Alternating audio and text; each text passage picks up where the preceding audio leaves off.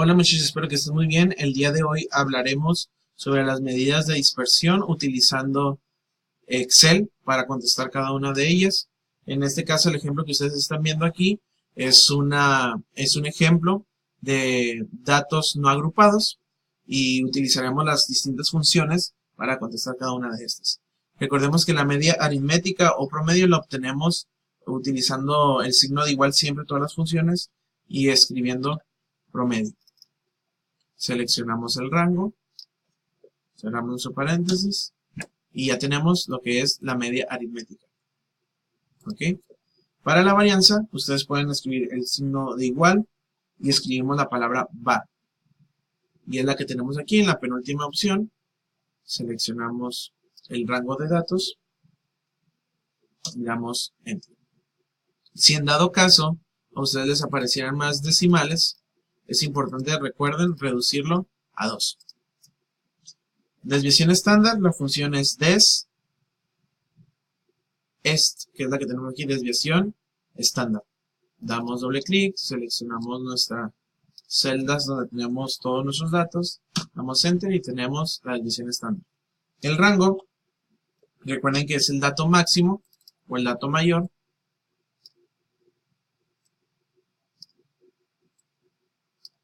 ¿Sí?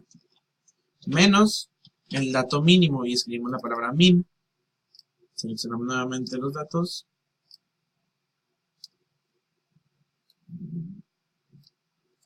Cerramos paréntesis y ya hizo la resta tal cual. Para la desviación media escribimos la palabra devs y vamos a utilizar la función devs from, es decir, desviación promedio o desviación media. Damos doble clic, seleccionamos las celdas donde tenemos los datos, cerramos paréntesis, enter. Y el coeficiente de varianza, recordemos que es la desviación estándar entre la media aritmética, cerramos paréntesis, por 100. Y aquí tenemos nuestro coeficiente de varianza. Eso es en cuanto a datos no agrupados. Para datos agrupados tenemos aquí nuestra tabla de distribución de frecuencia, donde tenemos 5 intervalos. Y bueno, ya tenemos aquí la frecuencia absoluta, que el total de los datos pues son 30. Recordemos que la obtención de la marca de clase es la suma del límite inferior más el límite superior dividido entre 2. O en este caso podemos utilizar la función promedio de estos dos, que al final de cuentas dará el mismo resultado porque son dos datos. Tenemos que el dato que está la marca de clase del intervalo 268-242 es 240. Ya teniendo el primero, podemos arrastrar las celdas y obtenemos nuestras marcas de clase. Posteriormente, para rellenar el siguiente columna, la marca de clase por la frecuencia absoluta. Es decir, esto por esto. Damos Enter. Podemos arrastrar la función y al final hacemos la sumatoria o autosuma. Después tenemos la marca de clase al cuadrado por la frecuencia absoluta. Es decir, aquí utilizaríamos la función potencia. ¿Y la potencia de quién? De este número. Y este número, que es la marca de clase, lo quiero elevar al cuadrado, es decir, a la potencia 2. Cerramos paréntesis y después multiplicamos por su frecuencia absoluta. Y ya lo tenemos aquí. Podemos arrastrar la función, hacer la sumatoria y ya lo tenemos aquí. Después tenemos la diferencia absoluta de la marca de clase menos la media aritmética. Por lo tanto, primero hay que obtener la media aritmética y esta la obtenemos dividiendo la sumatoria de la marca de clase por la frecuencia absoluta, que es esta celda, entre el total de los datos, que es 30, y tenemos aquí nuestra media aritmética. Quiere decir que a cada marca de clase que tenemos aquí le tenemos que restar la media aritmética. Pero como es absoluta, no nos importa el signo negativo, sino simplemente el espacio que existe entre ellos. Para ello, utilizamos la función abs, que es de absoluto, y seleccionamos la resta de la marca de clase menos la media aritmética. Cerramos paréntesis y obtenemos que 240 menos 246 es menos 6. Sin embargo, como estamos trabajando con absoluto, pues nos va a aparecer un dato positivo. Para poderlo arrastrar va a ser importante congelar la media aritmética, que esta va a ser nuestra constante. Para ello, ya después de congelarla, con el signo de pesos entre la letra y el número de la celda, podemos arrastrar nuestra función. Después tenemos la resta absoluta de la marca de clase menos la media aritmética, que es esta, por la frecuencia absoluta. Es decir, que va a ser la multiplicación de esto por esto.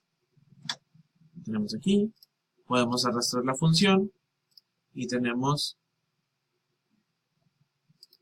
la sumatoria, que es 136. Ya teniendo nuestra tabla de distribución completa, podemos comenzar a rellenar las medidas de dispersión. La varianza. ¿Cómo obtenemos la varianza? Recordemos que es la sumatoria de la marca de clase al cuadrado por su frecuencia absoluta entre el total de los datos menos la media aritmética al cuadrado. Para ello, tendríamos que poner el paréntesis, que es la división de la sumatoria de la marca de clase al cuadrado por su frecuencia absoluta, que es esta celda, entre el total de los datos, cerramos paréntesis, menos la potencia, o en este caso es la media aritmética al cuadrado. Tendremos que utilizar la función potencia. ¿Qué dato es el que voy a elevar al cuadrado? La media aritmética. Y lo voy a elevar a la 2 o al cuadrado. Cerramos paréntesis y es una resta. Tenemos aquí el lente. Entonces, la varianza es de 27.45. Proseguimos con la desviación estándar, que recordemos que es la raíz cuadrada de la varianza. Es decir, utilizamos la función igual raíz. ¿La raíz de quién? De la varianza, que es 27.47. Damos Enter y aquí tenemos la desviación estándar. El rango, recordemos que se obtiene restando el límite superior del último intervalo menos el límite inferior del primer intervalo. Damos Enter y aquí tenemos nuestro rango. La desviación media, recordemos que es la división de la sumatoria de la diferencia de la marca de clase menos la media aritmética absoluta por su frecuencia absoluta, que es esta, 136, entre el total de los datos. Damos Enter y ya tenemos nuestra desviación media. Recordemos reducir a 2 decimales nuestra desviación media, desviación estándar, varianza. Cualquier resultado que nos dé más de 3 decimales lo reducimos a 2. Y el coeficiente de varianza, recordemos que es la multiplicación, perdón, la división de la desviación estándar, que en este caso es 5.24, entre la media aritmética, cerramos paréntesis, por 100. Reducimos los decimales y ya tenemos nuestro coeficiente de varianza. De esta manera resolvemos medidas de dispersión con datos agrupados y en el ejemplo anterior con datos no agrupados.